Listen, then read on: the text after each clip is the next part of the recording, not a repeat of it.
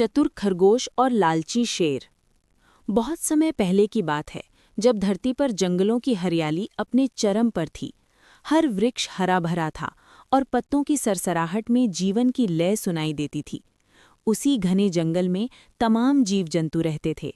हाथी, भालू, हिरण, लोमड़ी, तोता, कछुआ, बंदर और खरगोश। इन सभी जीवों में एक अजीब सा डर था जो उनके मन से कभी जाता नहीं था। ये डर उस शेर का था जो उस जंगल का स्वयंभू राजा बना बैठा था। वो शेर न केवल ताकतवर था, बल्कि उसका स्वभाव अत्यंत क्रूर और लालची भी था। वो एक दिन में एक जानवर मारकर खा लेता, ये बात सामान्य होती, लेकिन वो लालच में हर दिन कई जानवरों को मार देता। यहाँ तक कि कई बार बिना भूख के भी वो केवल अपने आनंद के लिए जीवों को मार डालता। उसकी गुफा के बाहर खून के निशान और हड्डियों के ढेर इस बात की गवाही देते थे कि वो कितनी निर्दयता से जंगल के मासूम प्राणियों का संहार करता। जंगल की हवा में भी डर की गंध समा चुकी थी। सभी जानवर सहमे सहमे रहते। कोई अपनी मादा को अकेले पानी भरने नहीं जाने देता, तो कोई अपने बच्चों को खेलने की इजाज़त नहीं देता। धीरे धीरे जंगल का जीवन नीरस, मृतप्राय और थरथराने वाला हो गया।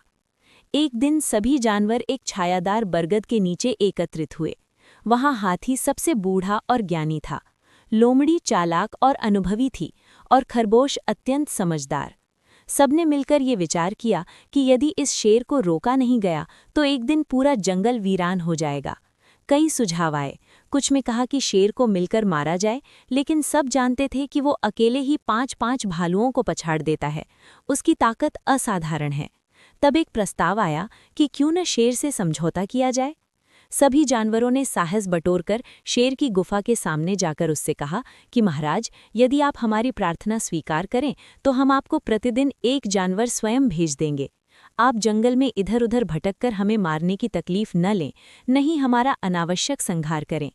शेर ने थोड़ी सोच के बाद गर्जना करते हुए कहा, ठीक है, यदि तुम मेरे भोजन की व्यवस्था समय पर कर सको तो मैं स्वयं शिकार नहीं करूंगा, किंतु अगर कभी देरी हुई तो तुम सब मारे जाओगे। जानवरों ने राहत की सांस ली। कुछ दिनों तक ये व्यवस्था चली।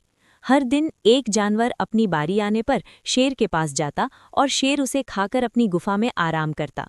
किसी ने कुछ नहीं कहा, क्योंकि सब जानते थे कि एक की बलि से शेष जीव सुरक्षित रह रहे हैं। लेकिन फिर एक दिन बारी आई जंगल के सबसे छोटे जीव लेकिन सबसे चतुर खरगोश की। उसकी चाल धीमी थी, परंतु उसकी आंखें तेज और मन निर्मल था। वो जानता था कि यदि वो सीधा शेर के पास चला जाएगा तो निश्चित रूप से मारा जाएगा, लेकिन यदि वो बुद्धि से काम ले तो शायद आज वो केवल अपनी ही नहीं, पूरे जंगल की रक्षा कर सकता है। उसने एक योजना बनाई। वो समय पर नहीं निकला, बल्कि जानबूझकर सूरज ढलने तक इंतजार करता रहा। जब वो शेर की गुफा पहुंचा तो शेर भूख से बौखला चुका था। उसने गुफा से बाहर आकर गुस्से में दहाड़ते हुए कहा, इतनी देर से क्यों आया? मैं तुम्हें जिंदा निगल जाऊंगा। खरगोश ने अत्यंत शांति से उत्तर दिया, महाराज, मैं तो 4 और खरगोशों के साथ समय पर चला था, लेकिन रास्ते में हमें एक और शेर ने रोक लिया। उसने कहा कि वो इस जंगल का असली राजा है और उसने मेरे साथियों को मार दिया। मुझे उसने इसलिए छोड़ा कि मैं आपको संदेश दूं कि यदि आप में साहस है तो उस कुएं के पास आकर उससे आमने सामने युद्ध करें। ये सुनकर शेर का घमंड 7वें आसमान पर चढ़ गया। कोई और इस जंगल का राजा? वो गुर्राया। चलो मुझे वहां ले चलो। खरगोश उसे जंगल के उस पुराने कुएं के पास ले गया जो बहुत गहरा और शांत था। कुएं में इतना साफ पानी था कि कोई भी उसमें अपना प्रतिबिंब साफ देख सकता था। खरगोश ने शेर से कहा, महाराज, यही है वो जगह, वो अंदर छिपा बैठा है। जैसे ही शेर कुएं के पास गया और उसमें झांका, उसे अपने ही प्रतिबिंब के रूप में एक और शेर दिखाई दिया। वो गुस्से में चीखा और सामने वाले शेर की गूंज भी उतनी ही प्रबल लौटी। शेर को लगा कि ये उसकी चुनौती का उत्तर है। क्रोध में उसने छलांग लगा दी, लेकिन ये भूल गया कि वो केवल अपनी परछाई को देख रहा था। वो सीधे कुएं में गिरा। उसकी देह पत्थरों से टकराई और भारी शरीर पानी में डूबने लगा। वो तड़पता रहा, मगर गहराई और पत्थरों के कारण वो बाहर नहीं निकल पाया। उसकी दहाड़ें जल में विलीन हो गई और कुछ ही देर में पूरा कुआं शांत हो गया। खरगोश धीरे धीरे वापस लौटा और जैसे ही उसने शेर की मृत्यु की सूचना दी, पूरा जंगल आनंद और उल्लास से भर गया। सभी जानवरों ने उसे कंधों पर उठा लिया। पक्षियों ने आकाश में उड़कर उसकी जय जयकार की और हाथियों ने पानी की फुहार छोड़कर उत्सव मनाया। आज जंगल फिर से हंस रहा था, बच्चों की किलकारियां गूंज रही थीं और जीवों के चेहरों पर आशा लौट आई थी। कहानी से सीख। इस कहानी से हमें ये सीख मिलती है कि शारीरिक शक्ति से कहीं ज्यादा महत्वपूर्ण होती है बुद्धिमानी और विवेक।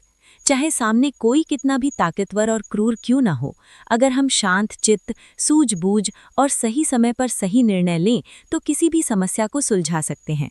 अहंकार और क्रोध अंततः विनाश का कारण बनते हैं। इसलिए जीवन में जितना आवश्यक बल है, उतनी ही आवश्यक है बुद्धि और धैर्य। अगर आपको हमारी कहानियाँ पसंद आई हों तो लाइक करें, शेयर करें और ऐसी ही प्यारी सीख देने वाली कहानियों के लिए हिंदी मनपसंद कहानियाँ चैनल को सब्सक्राइब ज़रूर करें।